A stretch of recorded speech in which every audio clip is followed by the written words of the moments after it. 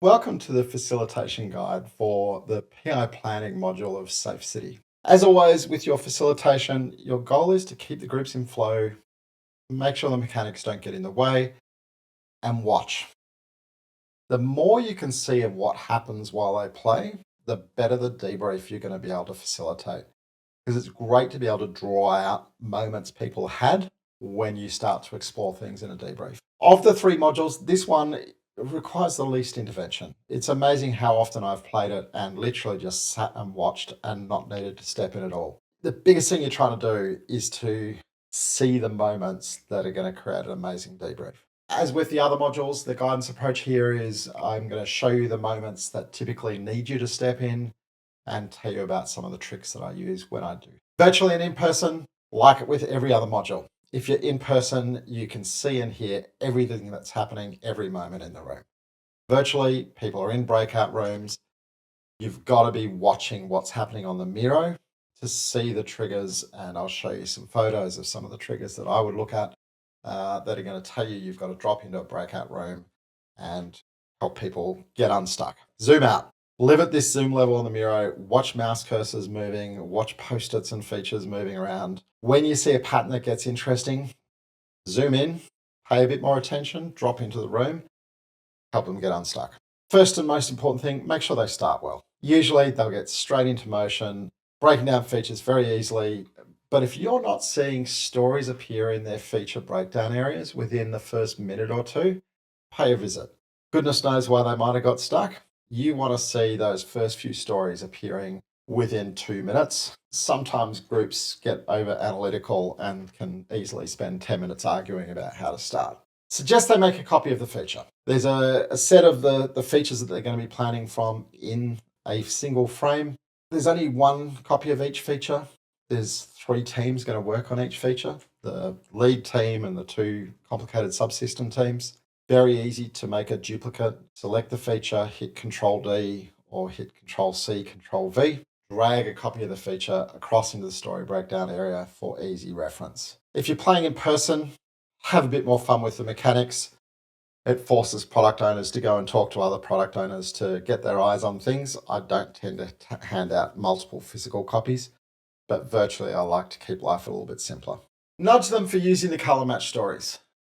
You probably can't do this physically because you'll be limited by whatever color story post-its you gave them. Virtually, it's all set up. So each team has a bank of pre-sized post-its, roughly color matched to the features. If they can use the right color, it'll help them to understand the visuals of their plan a lot more easily. Don't try and force every team to do it. It's actually kind of nice if some teams have a complete mess and some teams have something that's really nicely organized. Gives you something fun to talk about in the debrief. Make sure at least one team gets the hint. So long as one team's got it, don't worry about the others. More chaos, more fun, more insight.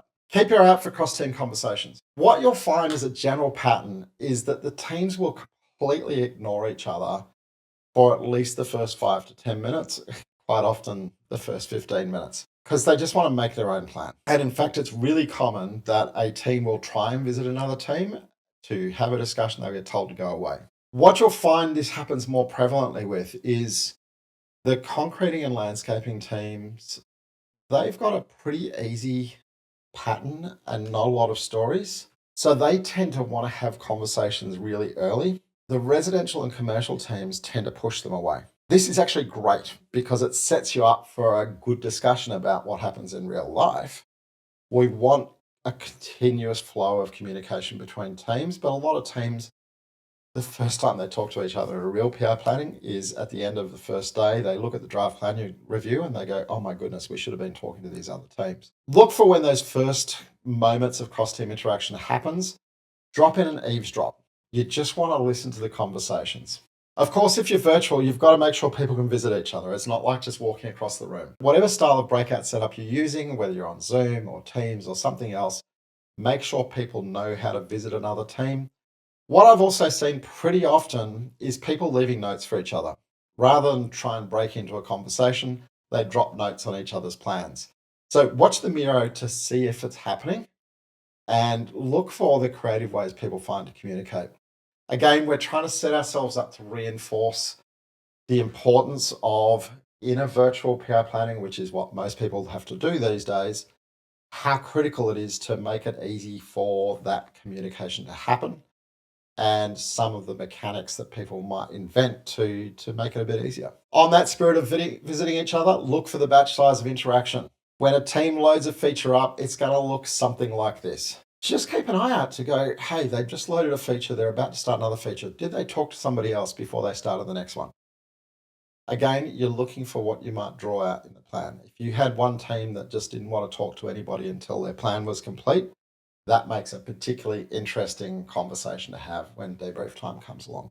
Also look for visualized agreements. Now, we deliberately don't tell people about this in the setup, again, looking to highlight the potential insight. Every team has a bunch of post-its in their story breakdown area, which are provided as a visual cue for recording agreements. I like to call them promise cards in real life, a reflection of a promise made between two teams. Keep your eye out, see if people are using them. And again, it's great if some do and some don't. Sets up the debrief. What was the value you found in visualizing the agreements you made with other teams?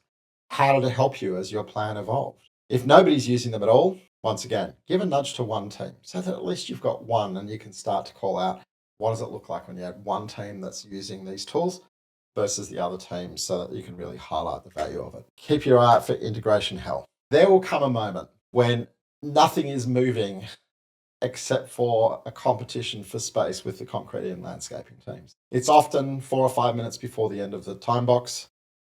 And if it's not happening by then, you need to nudge it to make sure it happens. It's possible that some of your teams have just, they're going to run the time box out and never talk to another team. You don't want that to happen.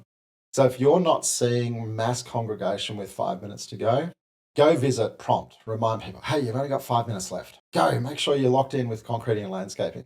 Because the discussion about what happens when there's a huge competition for priority with those two supporting teams becomes a phenomenally useful part of the debrief. When you see it, and you'll see the mouse cursors, you'll see the crazy post-it movement, drop in, lurk in the breakout, listen to the conversation. It'll give you the cues for how you're going to open up the debrief. In person, you'll see the crowd. Like, I've literally at times seen nobody left in the residential and commercial areas and everybody congregated in the specialist teams. I've seen 4 or 5 people sitting around doing nothing in residential and commercial while everybody's negotiating in the other sides. Virtually, you've got to look for the mouse cursors. You've got to look for the furious movements of stories in their plans. You'll see the patterns that tell you there's an intense conversation happening. That's the facilitation guide for the main PI planning play. The last thing I'd really stress before the sort of heading off to the optional extras is it doesn't matter if people don't complete the plan. It matters that they get far enough to understand the mechanics and deep enough to get some conversation about the collaboration and alignment with the other team. You may have to physically force people to abandon trying to get the last pieces of it done when your time box is over. On to the optional extras. If you play the PI objectives one, first rule, debrief the main exercise before you start this. You don't want to try and combine too much learning. You want to process the planning activity and then reset context. And you'll go back, you'll finish the debrief on the main exercise, you'll speak to the 2 or 3 context setting slides for PI objectives, then send them off to do it. I don't think I've ever had to actively facilitate this. Let people go. Watch them struggle, drop in and have a listen.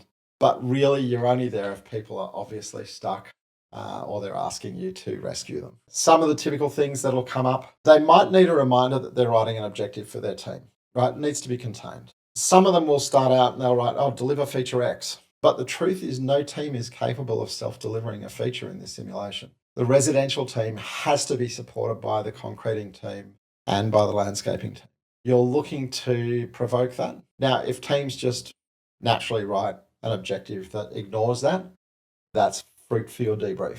But if teams are looking for a bit of nudging while they're writing, that might be something you explore with them. The other thing that can be really useful is to use the concept of MVP and beyond MVP, because people often get confused. Why are we writing objectives instead of just features? The truth is, we'd normally say inside every feature are a number of objectives. And you might well find that you've got teams that can commit to an objective for delivering the MVP of a feature, but have an uncommitted objective to complete the whole feature. Things to keep an eye out for. That's PI objectives. Pretty quick. Give them the 10-minute time box. 3 potential nudges and rescues. And don't get too angsty about the quality of the objectives. It is the learning process you're looking for. Next one, art planning board. Again, as I've said elsewhere, if you use the extras, you do not have to use them all. You do not have to use them in a particular order. If I was using them all, I would naturally run the main planning, do the objectives, do the planning board, do the risks, but you can skip the objectives and go straight to the planning board if that's what you need in context. As always, debrief the previous exercise before you start this one. Use the context slides to set the scene for it. I think there are about 2 or 3 there. And again, little active facilitation. Let them have a crack, and rather than trying to intervene to help them get it right, let them engage with it and draw the learning out during the debrief instead. So I would, again here, I tend to just watch unless people are crying out for help, in which case I'll give them a little bit of a nudge, but I really want to have, part of the notion of experiential learning is when you struggle with something, when you try and do it and maybe you get a little bit wrong, the learning that happens during the debrief sinks in much more deeply than if somebody's told you how to do it right. Typical interventions. Probably the main challenge people have is how much detail. They have a particularly nasty, complex set of story-to-story dependencies in their feature patterns. If they try and put a dependency in for every single story, you will have a wall of noise. Of course, that may well be a fun thing to talk about in a debrief, but they will often want to go, well, what level of detail do I do this at? Don't necessarily give them the answer, but give them a nudge. Right? What do you think the appropriate amount of detail here is to recognize the agreements you've made with other teams so that there's enough to support the conversation, the alignment, and not so much that it just becomes a wall of pain. The only teams that actually get green outcome cards are residential and commercial. If you see people picking the wrong colours, that's probably one that I'd intervene with and just provide a correction in the moment, because it's not like it's the deepest learning on the planner. There are no real milestones in the plan. There's a milestone row on the art board that's provided in the sample because there's always a milestone line. If people make something up, it can provoke an interesting conversation. That is the art planning board, which takes us to our third optional extra, which is roaming risks. There are no breakout groups for roaming risks. It's all in. Rather than the model of release people to do an activity and then debrief on it, what you're going to do is you're actually just going to role model the way it works. You know it's the RTE who normally facilitates it. You are going to say, I am the RTE. I'm going to live facilitate the roaming of the risks so you understand the way it works. To do that, you take any risks that they've raised in their team plans, you copy them to the art risks area. For each risk, go through a process. Who raised it? Can you explain it? Discuss. Should this be a team risk or an art risk? If it was an art risk, think about how we might classify it and maybe do a bit of inventive creation if needed so that you don't wind up with everything sitting in the same category. Once you've processed any risks they had, ask for other art risks. This actually, I find in real life, is often the most important piece, because this is where you get those team members who go, oh, there's just something that has been nagging at me. And before I make a confidence vote, I need clarity on it. And it's really not uncommon to find your probably 3 or 4 most important art risks come after you've processed the risks you have available. You know, you might have to dig deep with these guys, give them a bit of leading, but you want to demonstrate that process of the live capture of risks and explain the fact that that's what happens in real life. That is the core planning, the 3 optional extras, and all that is left is the debrief video.